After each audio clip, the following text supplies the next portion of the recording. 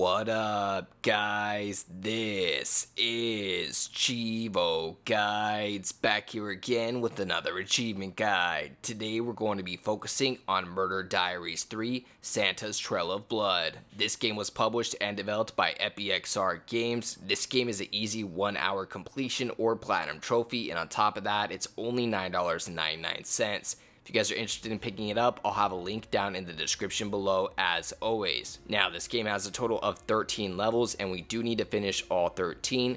Once you complete the full game, you'll have every single achievement or trophy, giving you that full 1000 G. The levels are fairly straightforward. You're going to go from checkpoint to checkpoint. You're not necessarily collecting collectibles in this one, so just go from checkpoint to checkpoint. There's really only two things that you want to know. First and foremost, you can boost or fly faster by holding down the A button, or if you're playing on PlayStation, that's X. And second, sometimes the next checkpoint won't pop up until the dialogue is finished. So there's going to be a guy narrating through the whole game, and sometimes that next checkpoint won't pop up until he's done talking. So just keep that in mind. And basically, you want to keep an eye out on the upper right hand corner of the screen. It's going to tell you how many collectibles you need to collect and how many you've collected so far. After you collect all the collectibles in a level, you will finish it and advance to the next one. So simply complete all 13 levels and you have yourself an easy 1000 gamer score in about an hour. Aside from that, I'm going to go and end the commentary right here, as no more commentary is needed.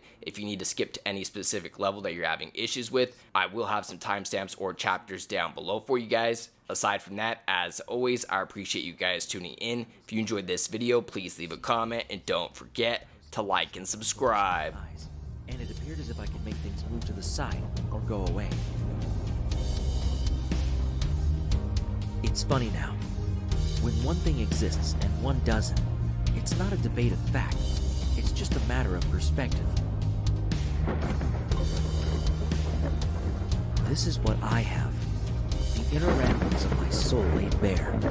Pen and paper exposing my innermost feelings and thoughts.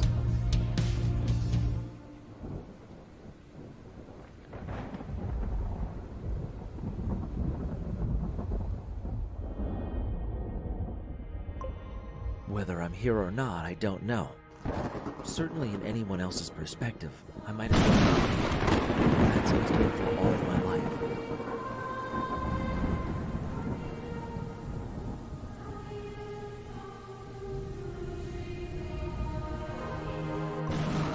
I don't know if I'm here or not. I have no evidence for my existence except for my own thoughts twisting and turning inward on me. I batter the walls with the anger and insignificance before collapsing into such severe tears that I crave water like a lost desert nomad.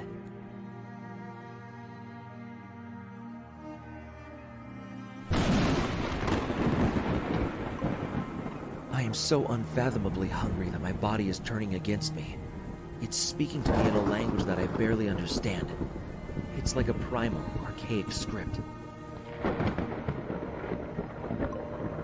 It's etched across my body, in my fading muscles, my swollen belly, my sunken eyes.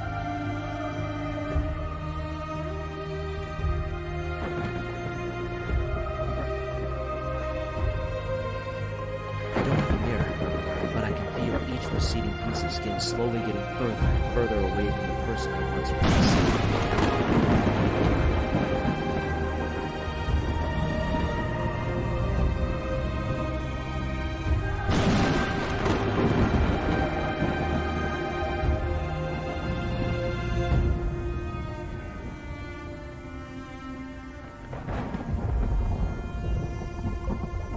Might as well be the story of my life.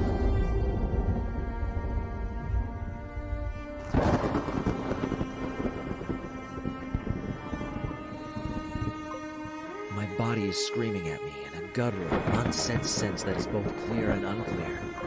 It is the muddied water of a crystal pond, the cloudy amber of preservation.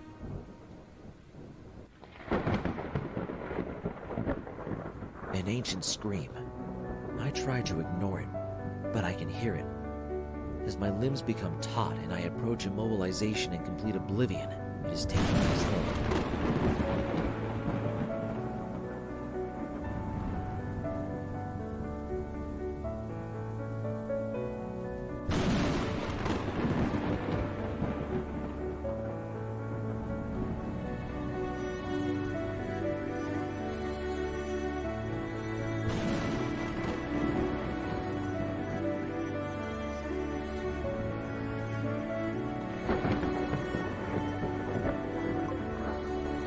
For every raindrop I don't hear, my body amps up the magnitude of its efforts tenfold, but to no avail.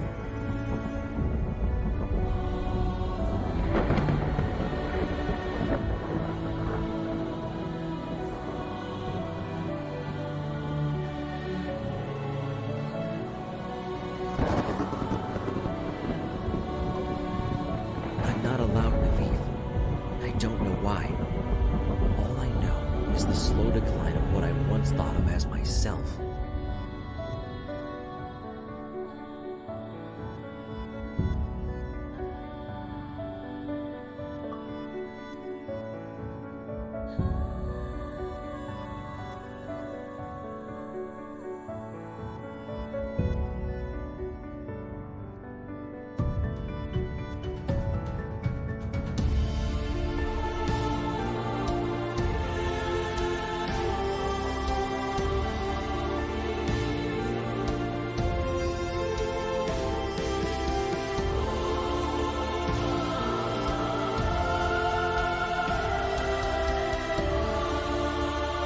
Did you see? I saw a shadow outside my window.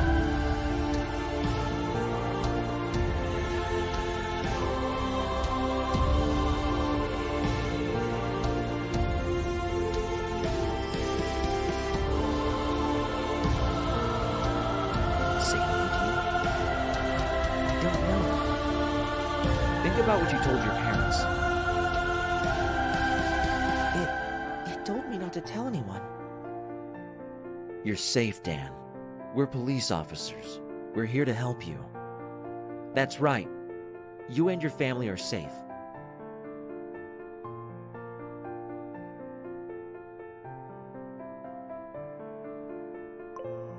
Okay. He tapped on my window the other night. That was Wednesday, right? Yeah. I went to my window and I opened the curtains. And the shadow was there.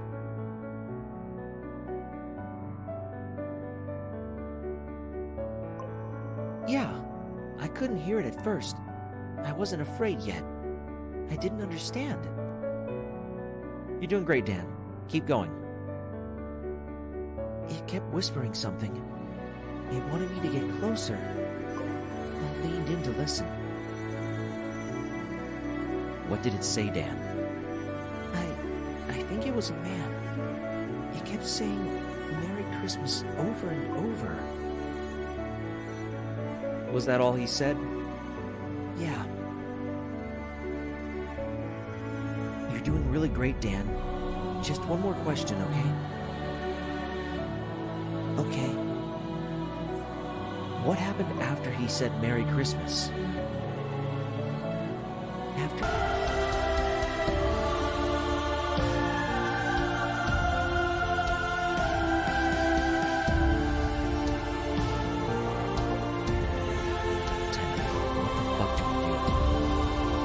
Stake out the house, but beyond that, there's nothing we can do.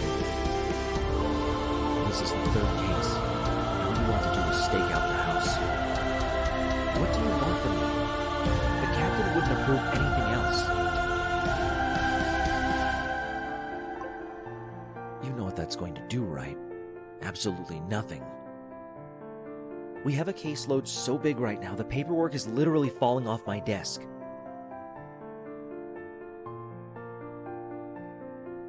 This is wrong. I know. But look, it's more likely the kid will be fine. They'll forget all about it like a bad dream. I'm heading out.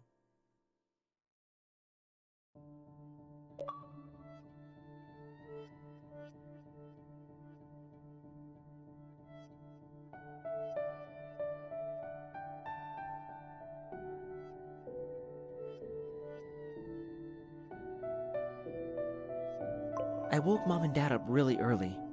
They told me to go back to bed. I tried to sleep more, but I couldn't. I was really excited.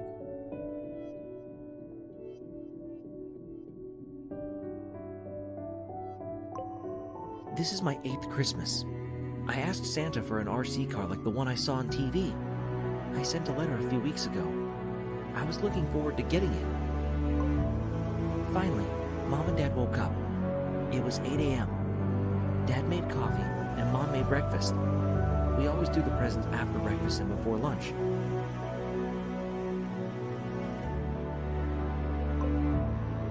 We had bacon, eggs, orange juice, and toast. It was delicious. I was really looking forward to the presents.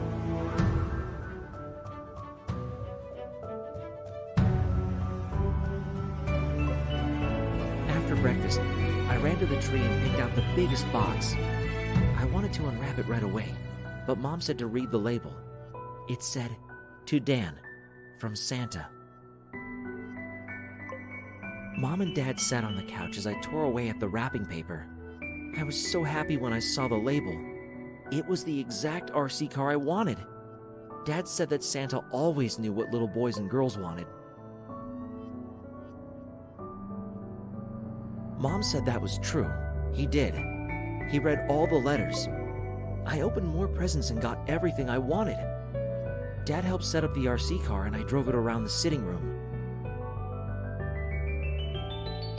Mom went to get the turkey and ham in the oven. The doorbell rang and I opened the front door. No one was there, but there was a huge present on our porch. I yelled for Dad to come over and see. Santa left us something big. The box was bigger than me.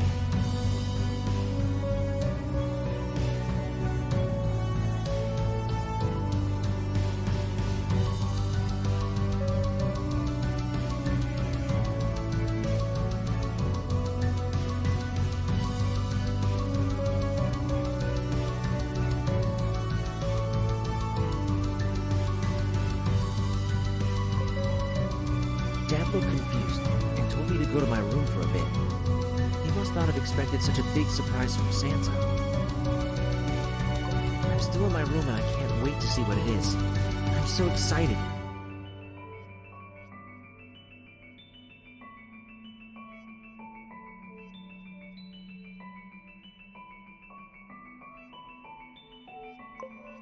Thanks, Santa. Yours, Dan.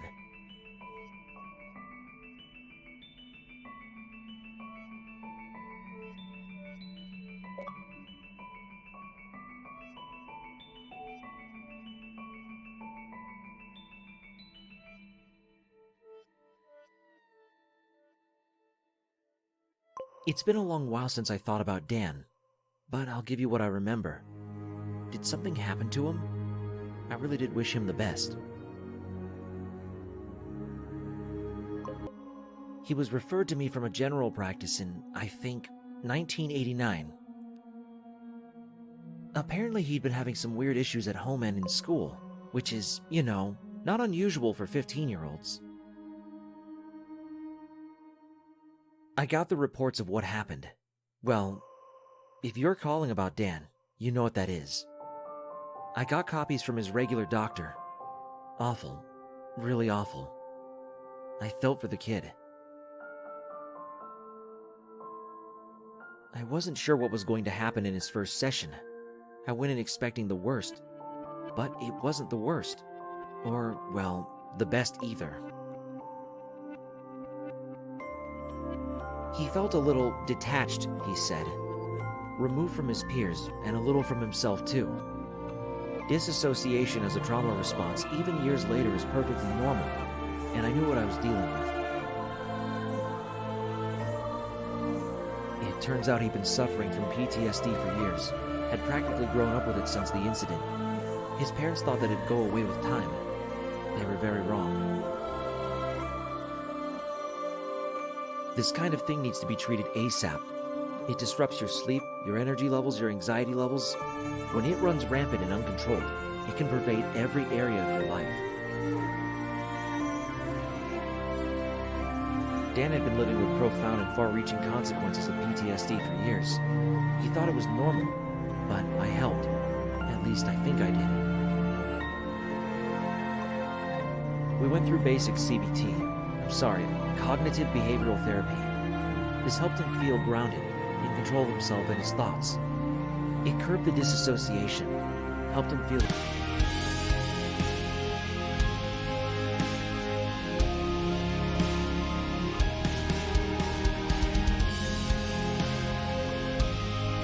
made progress for nearly a year. Good progress. He told me he made a few friends at school, and he had a better relationship with his parents. He was feeling well. Really well. Then his insurance ran out. It was near Christmas, 1990. His dad lost his job and the family lost their health insurance. I wasn't in my own practice at that time, not like I am now. If I gave him a discount and did sessions outside of my regular work, I would have lost my own job. What was I to do? I was young, 2 years out of college.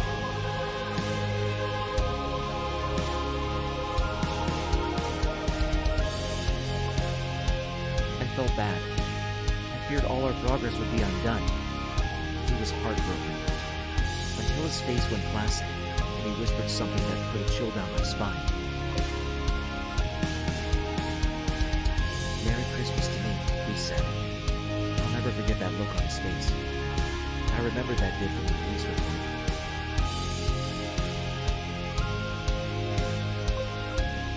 I didn't sleep that night.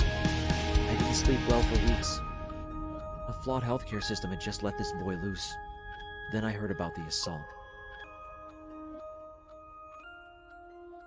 Oh, do you not have that report? He was a minor, if that makes any difference. I may have it on my computer somewhere. We scanned all of the old stuff somewhere in the early 2000s. I'll get it to you later. It was 1991 and his parents called me. They wanted my help in court. Dan was in danger of being hospitalized. I'm sure you know the hospitalization I'm referring to. They wanted testimony from me. I asked what he did, and they said he assaulted a mall Santa. They didn't go into details. I found out later it was pretty brutal, but I gave testimony. Told them he needed therapy, but not in a confined manner against his will. He just needed what every other country in the world gave for free. He avoided hospitalization and got probation, thank God. But he didn't dodge it the next time. Couldn't really.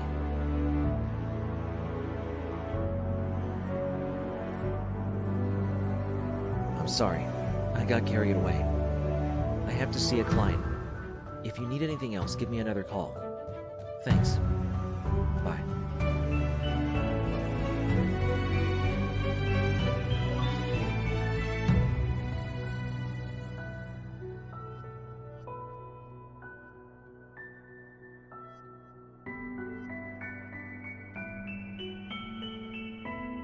I hate this costume. This red and white prison. I loathe it like I loathe myself. It's a part of me.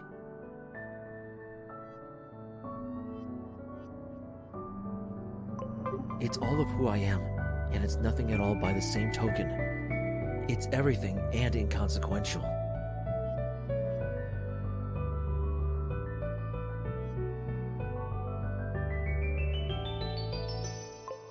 The factors that brought it to life are the same ones that brought me to extinction.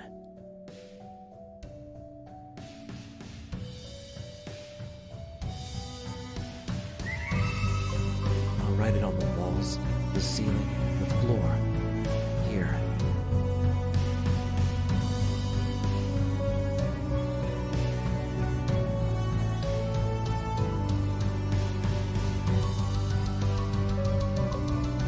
How can you hate something that consumes you, feeds you, loves you?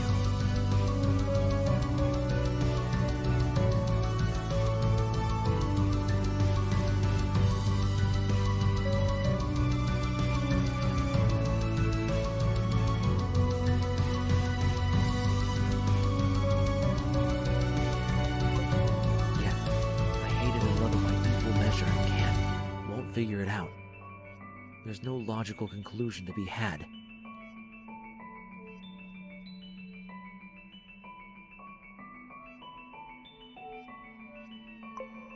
I tear at it and repair the tears through suffering.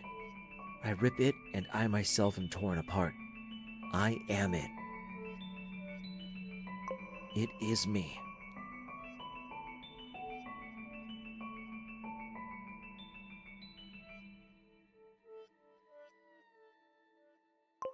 I lost the hat God knows when, and it felt like I lost a part of myself, like a chunk of memories and experiences had upped and left in the middle of the night. Maybe I deserve to lose the rest, but I can't bear to let it go willingly. I can't take it off. I can never take it off.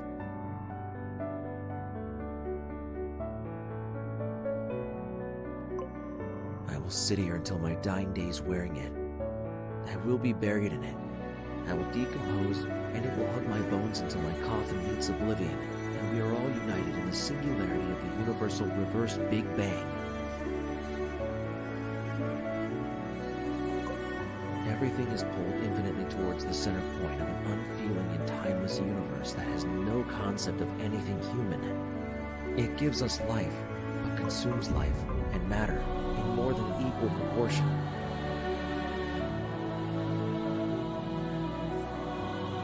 I will sit here until my dying days. The universe will have to wait to get its hands on me.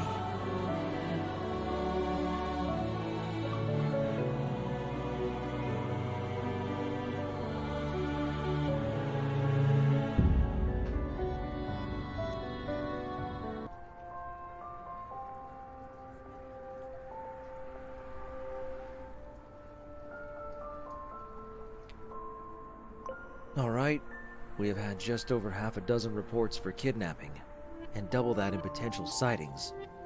Let's go over the basics. We have a costumed lunatic, a first for this department. He should not be considered armed, but should be considered dangerous.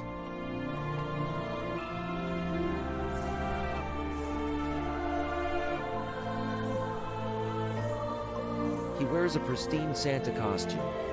From what we have gathered, he thinks of himself as the real Santa Claus. He's a bit out of season, but who knows what he's thinking.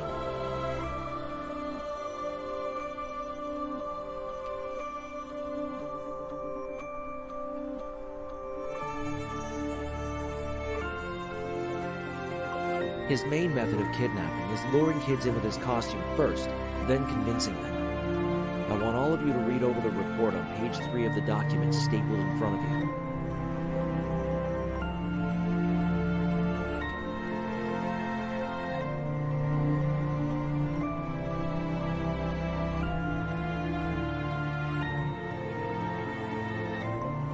Alan Bailey, 8 years old. A neighbor had their eyes on the whole thing, and when they went out to confront Santa, they both disappeared. Alan was then reported missing by his parents when the concerned neighbor went next door.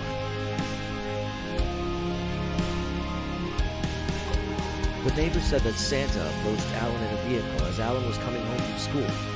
The vehicle was a nondescript gray Mercedes van. Potential models, years, and license plate particulars are on page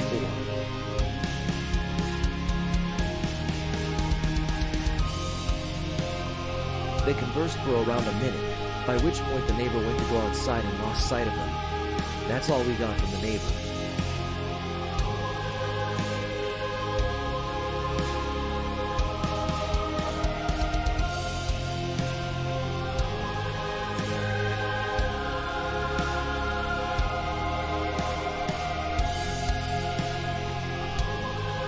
Page 6. Courtney Perry, age 9. Taken on the 17th of December, 2 days after Alan. This time walking to school. One eyewitness, but they didn't catch anything we haven't covered. The vehicle drove in the opposite direction.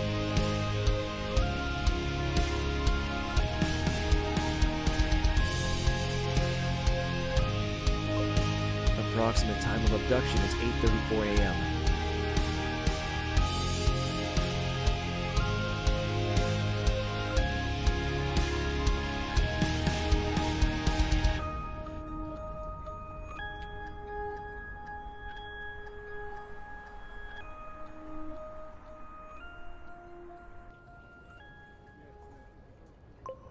Next is Matthew Price.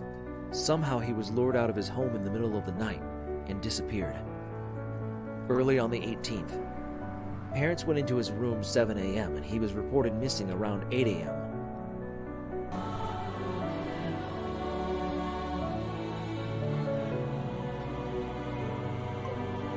This is everyone's first priority. You're to drop everything that is not critically important and get to work on this. The city is in panic mode.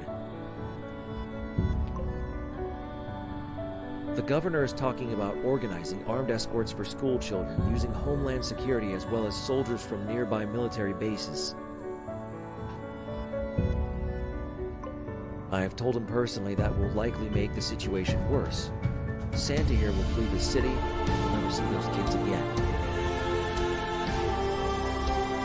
We need to work fast. We need to have eyes everywhere. The whole city anxious for us to find these kids alive and get Santa behind bars to face life or the death penalty.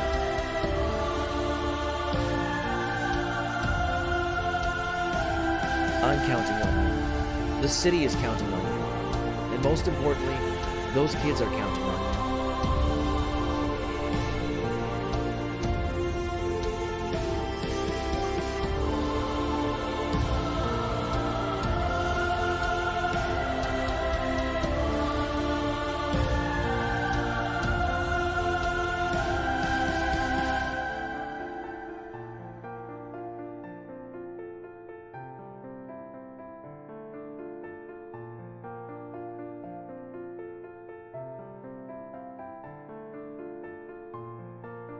The memories of what happened to me swarm like flies in my head.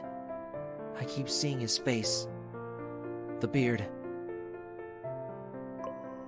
At first I thought the beard was fake, until I tugged on it.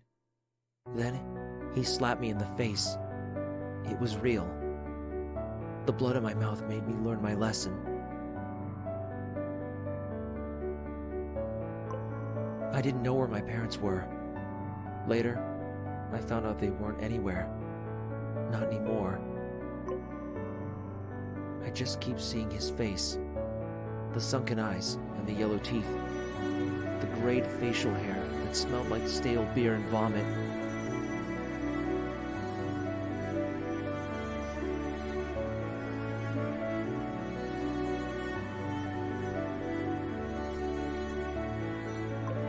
Days stretched into weeks. I ate leftovers. I tried not to eat, but eventually, I had to give in.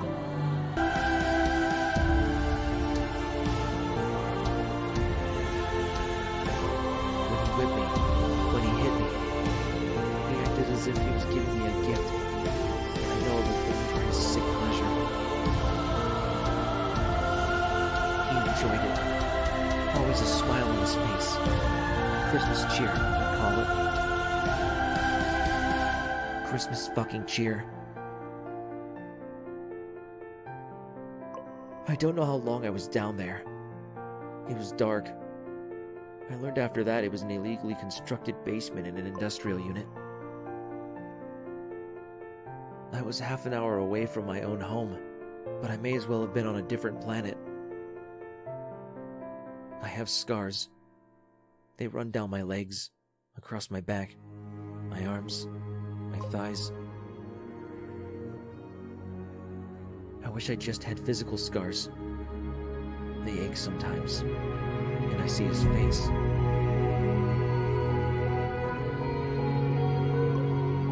He's laughing. He has a metal chain in his hand. I can smell that disgusting smell. Feel the wet patch beneath my feet where I'd urinated earlier. I left part of myself in the basement. The part of me that couldn't cope. Part of me said goodbye, and I've never seen it again.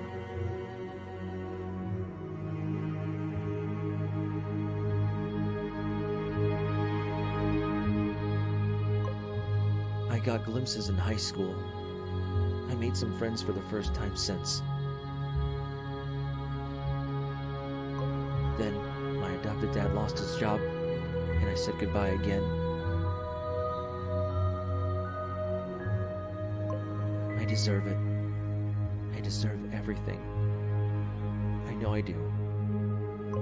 I know that there's no excuse. There's nothing in this world that scares me now, and I am accepting death incarnate to come to my domain and slay me where I sit or stand. I have been a terrible director for my own destiny, with a journey that was flawed from the start. I could have been something.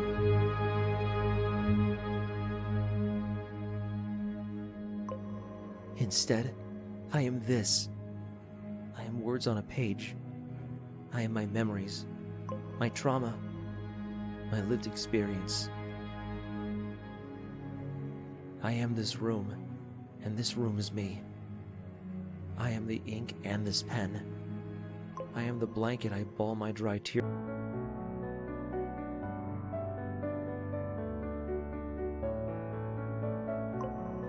I don't know what they will do when they get here. The sound is getting closer and closer. Every night a little bit louder, more fervent scratching. Sometimes I think it's inside my head and something is digging into my brain. I've plugged my ears with torn cotton for my blanket so that no more of them can get in, and they will starve in my head for what they've done to me.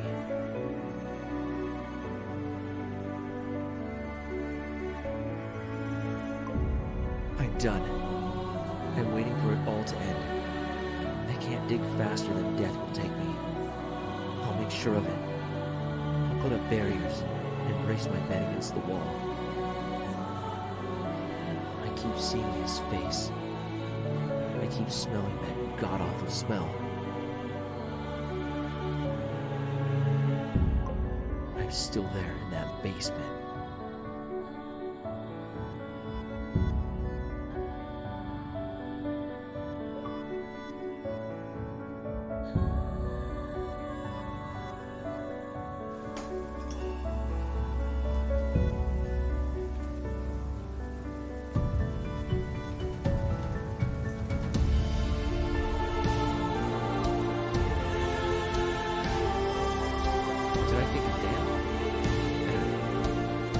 See that guy go.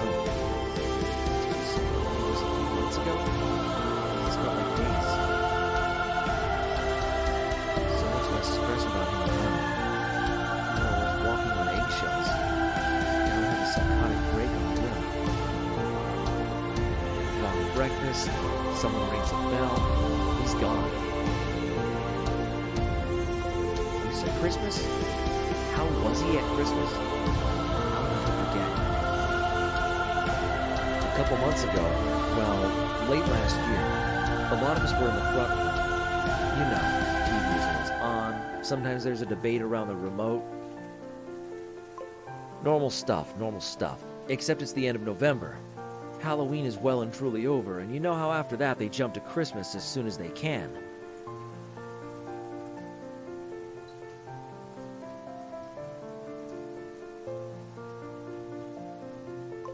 PBS was on, they were doing a special, I can't remember what it was. But after that, they put on that. You know, that old animated snowman movie? Like, early 80s, I think. A classic. I'm walking in the air. That's the one. I noticed him in the corner. He's looking all weird. He gets like that sometimes. We all leave him alone, you know? But his leg is going up and down. He's staring at the TV. Then he's looking around. I got a little scared, but nothing had happened yet. Some of us were singing along to the songs we know. Get a little Christmas cheer going.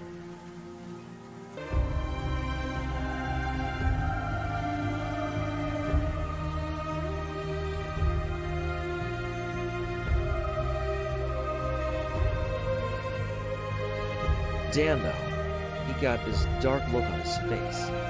As soon as Santa came on the screen, something in him snapped. He got up out of his chair. I'd heard rumors, you know, all hearsay, about what may or may not have happened to him. I don't like to dwell in rumors, but if one bit of it's true...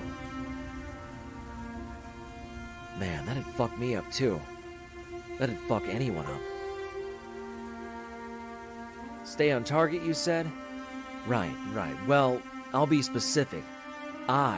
Jason, was looking at him. He stood up. He had that look on his face, the one I just said. He doesn't yell, but there's a sinister element to his voice. He says or grumbles or growls whatever. Give me the remote. I think Emily had it. You know, Emily. She's got the tics and the learning disability. She's a sweetheart, but she's glowing when Santa came on. She's like a kid, at heart. She doesn't listen.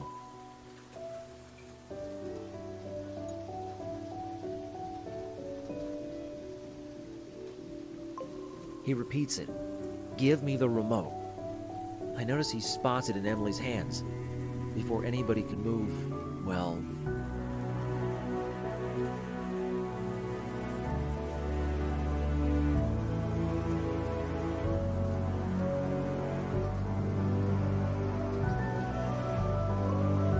He lunges and strikes her in the face. We're all in shock. It's not a violent ward. There's rarely any scuffles, but especially not with people like Emily. He smashes her in the face a couple times, and a couple of us guys who were there, I think me, Jordan, Connor, we get up and try to get Dan off her. He's determined, but with a few strikes of her own, he loses his grip and starts thrashing. The orderlies get involved now. They get security in quick. We let go of him, and he gets tased immediately.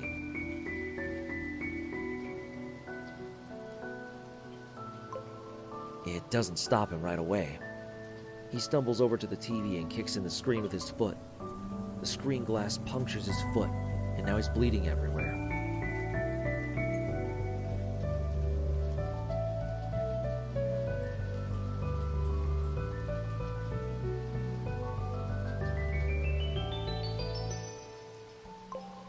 Security doesn't know what to do. The area's cleared, so they take out the batons. They start beating him. That was the last time I saw Dan. We all went back to our rooms. We heard him screaming. Merry Christmas, he screamed.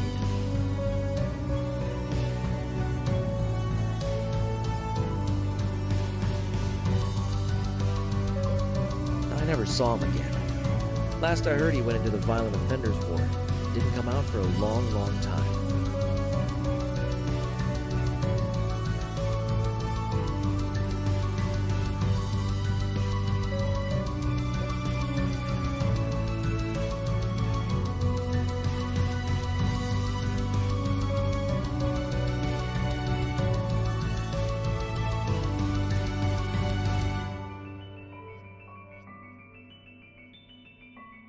The latest update on the crazy Santa case is another kidnapping has occurred this afternoon. Stacy Berry, 10 years old, who was playing with other kids in her neighborhood at 4 o'clock today, was the victim.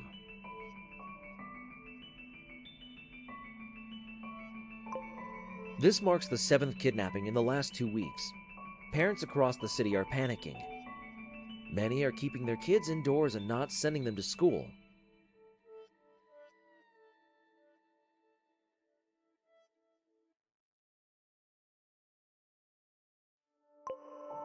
Others are forming neighborhood watch schemes and installing cameras wherever they can. A lot of people are doing their part to keep themselves and their children safe.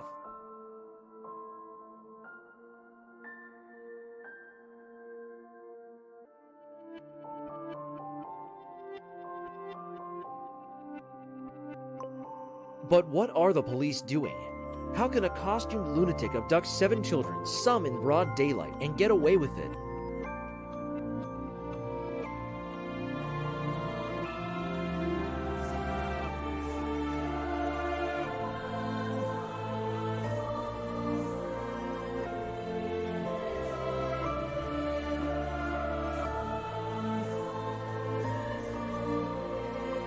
Many are rightfully outraged.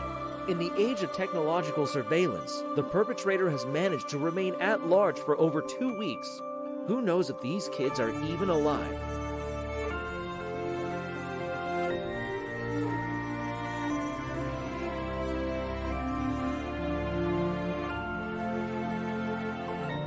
Who knows what's happening with them? The police need to act faster.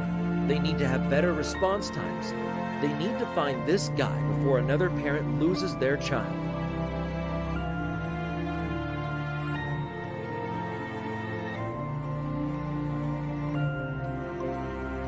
Why did we give up our right to privacy in the digital age if people like this can't even be caught? The police have access to our phones, our computers, our CCTV cameras.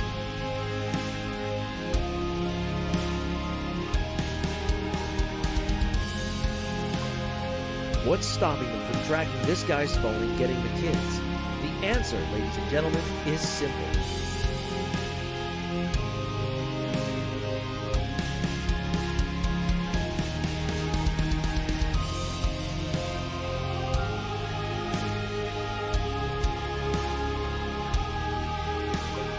It's typical incompetence.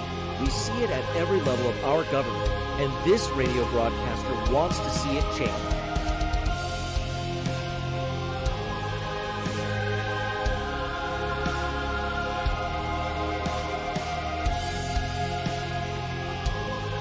God be with those kids.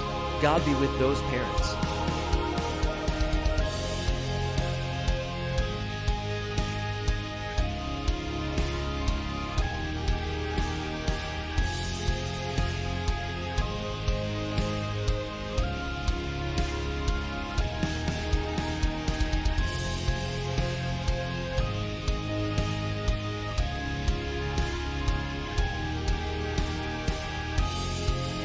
And God be with you, listener.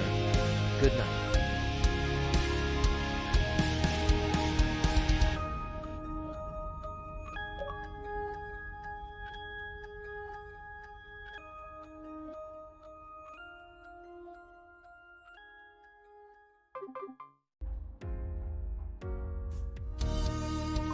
I miss my mom.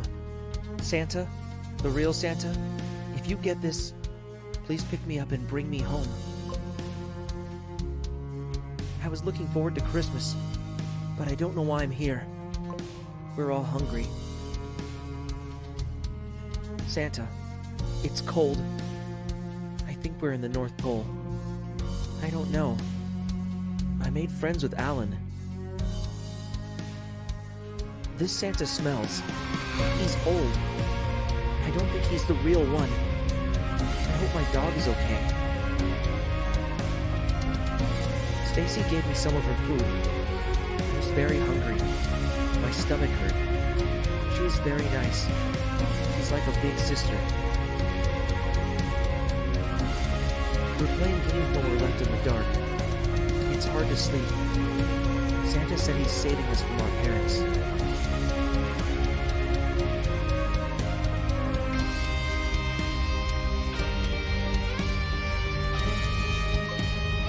I don't believe him. I want to go home. I want to see my parents and go to school.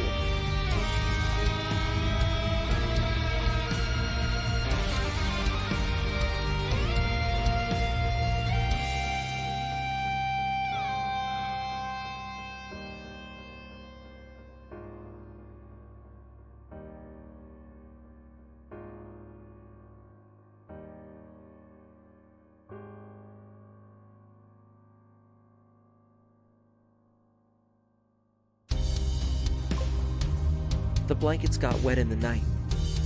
There's a leak in the ceiling. Mandy put the toilet bucket there, but it's nearly full.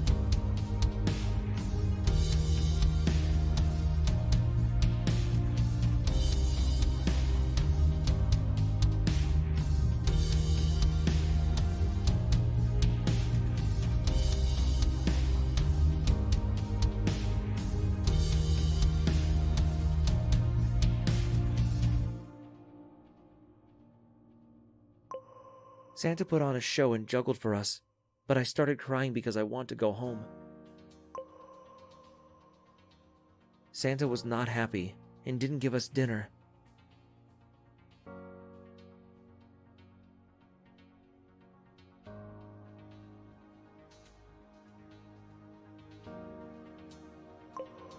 Santa gave us a TV and put on Christmas movies and told us how evil our parents were. I think he's a bad man. He's obviously not the real Santa. We're watching more movies tonight.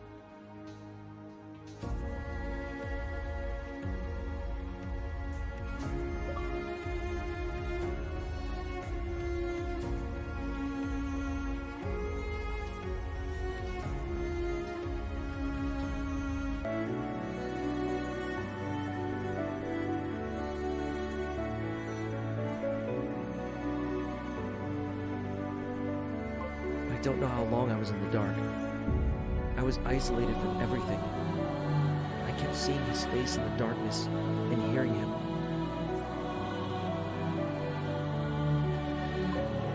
They brought meds and food once a day. They opened a shutter on the door, put it through, and closed it. That was the only light I saw. I refused to take my meds for the first week. Then the guard came in and beat me.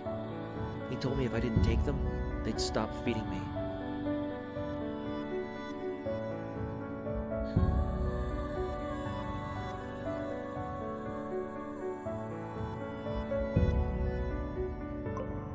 I started taking the meds. I felt fuzzy. I didn't feel right. I got constipated.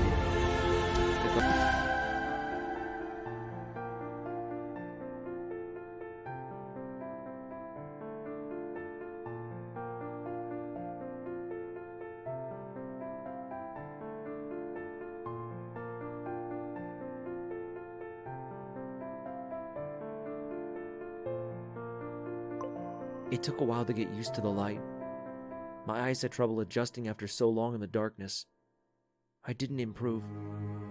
I kept seeing him when the lights went off at night. I kept hearing his voice in my dreams, and even when I was awake, I'm still in that basement.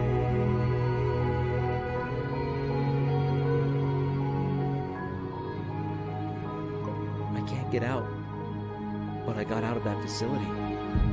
They were just like him. They beat me, forced me to eat, forced me to take medication. I didn't want any of it. They shouldn't be allowed to take my freedom away like that. They were just like him. There's no difference. I didn't ask to be in there.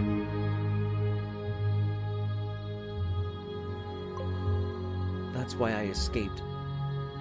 I know I hurt people on the way out. I know that.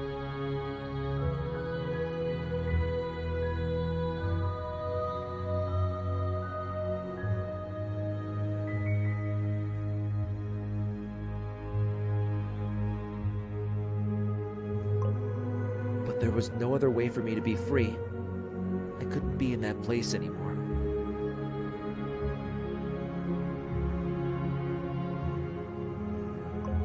I couldn't be in the dark. I couldn't. I was dying in there. I couldn't be in the dark.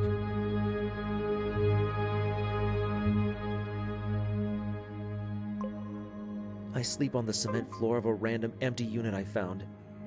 I use newspaper for blankets. I eat canned food that I find or steal.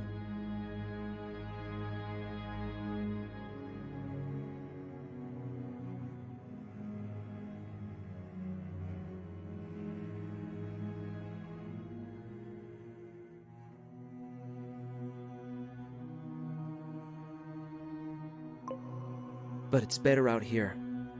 I'm in control. I don't see him nearly as often anymore. I'm better. Much better. It's not easy, but I'm not there anymore. That's all that matters.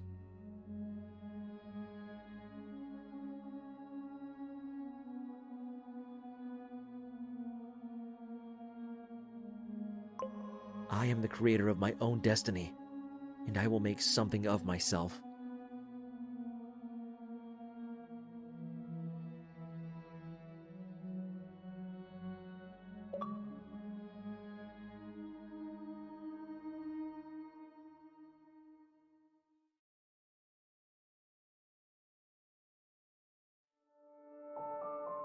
I'm still in the basement.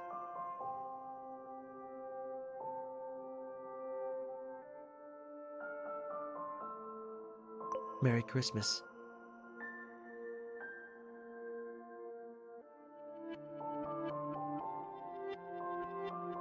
I'm still in the basement.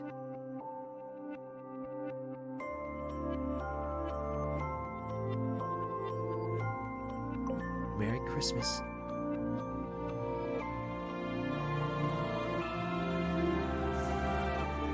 I'm still in the basement.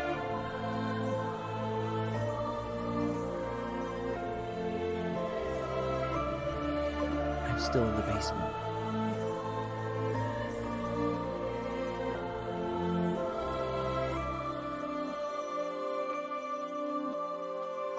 Get me out.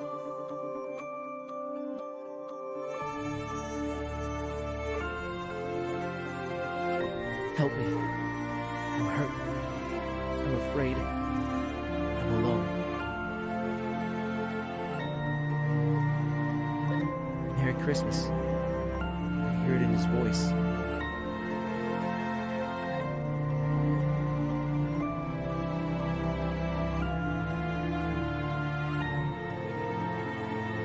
I feel it with the whip. I'm still in the basement.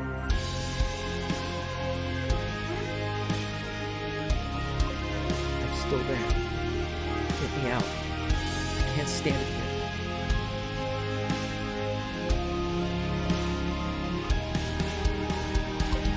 Merry Christmas. It's the holiday season.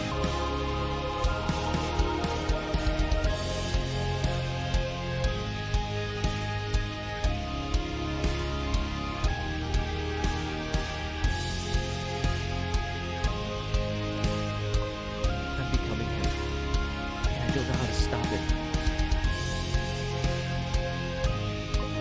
He's in my head. He's in my head. He's in my head.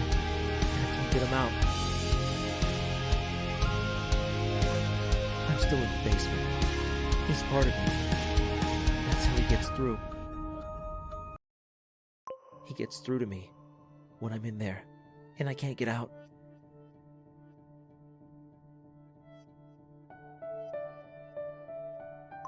I'm still in the basement. Merry Christmas. I can't get out. Help me, please. I'm begging you. Get him out of my head.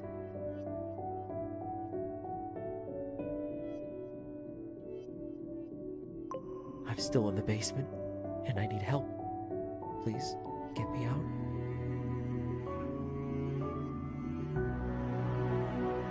Please get me out of here. I can't see anything in the dark.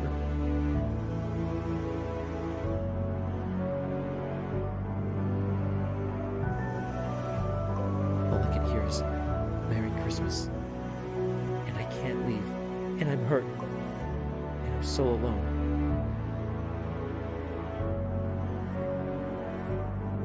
I'm still in the basement.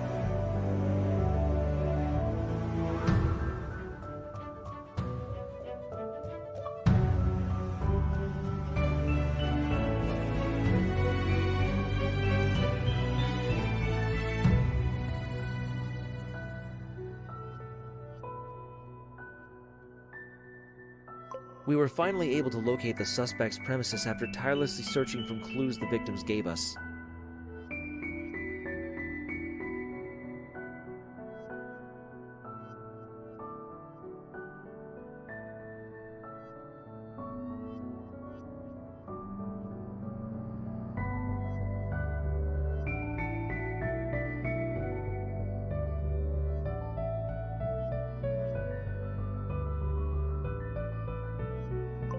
Thankfully, none of the children were harmed, but they were in such a panicked state that they didn't remember the building very well.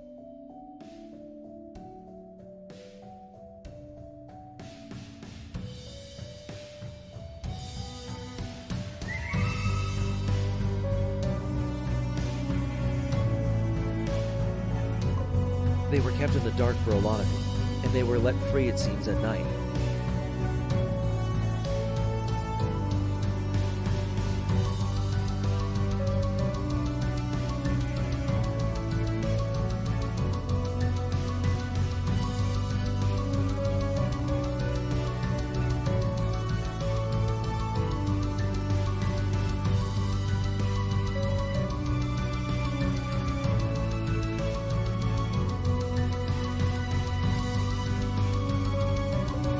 entered the premises, weapons drawn. No lights were on. The building was empty save for shitty broken down furniture.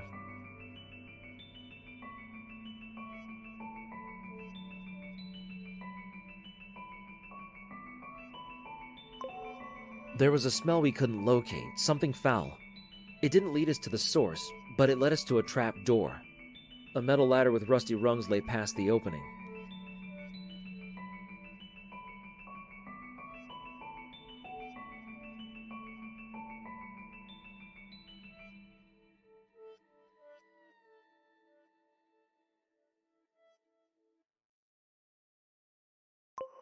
We called for a SWAT team. We didn't have any resources to deal with what may be down there. I went at the back of them. They dropped a flashbang and flew down the ladder after it went off.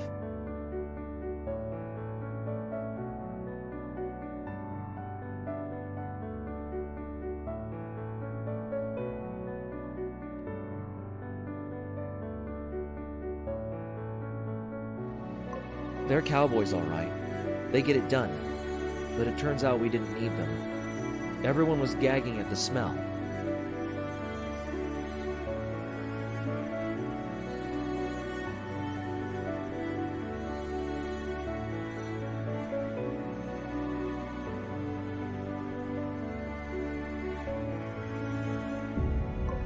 We found the room the kids were kept in.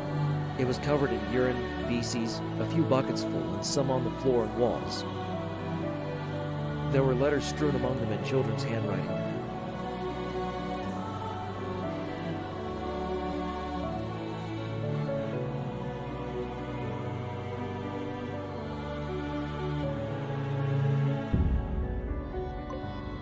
A TV lay in one corner of the main room, but on the opposite end a heavy-set locked door. Thankfully, the SWAT team had their breach gear in the van outside, and a few of them went to fetch it.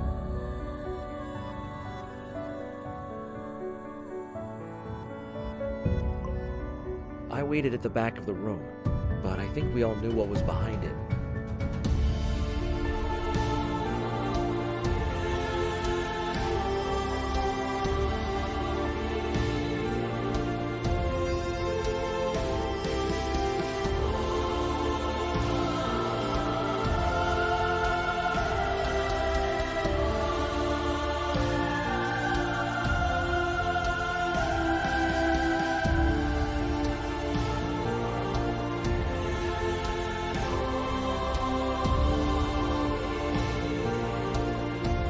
They brought the angle grinder to the door. I wonder what it takes for someone to do this. In all the years I've been at the FBI, I could have never anticipated a case like this. I've presided over cases with serial killers, rapists, pedophiles, the worst of the worst. But the children were released, physically unharmed except for malnutrition, just scarred for life. Then the door opened. Some of us gagged and vomited. I barely held it together.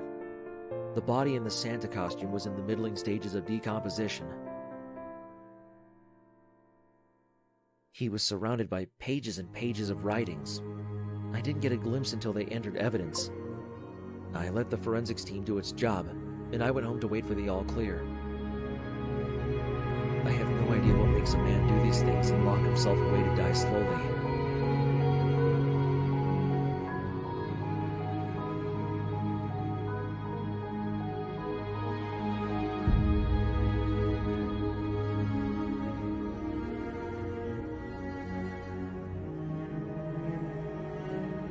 I don't think I'll ever know.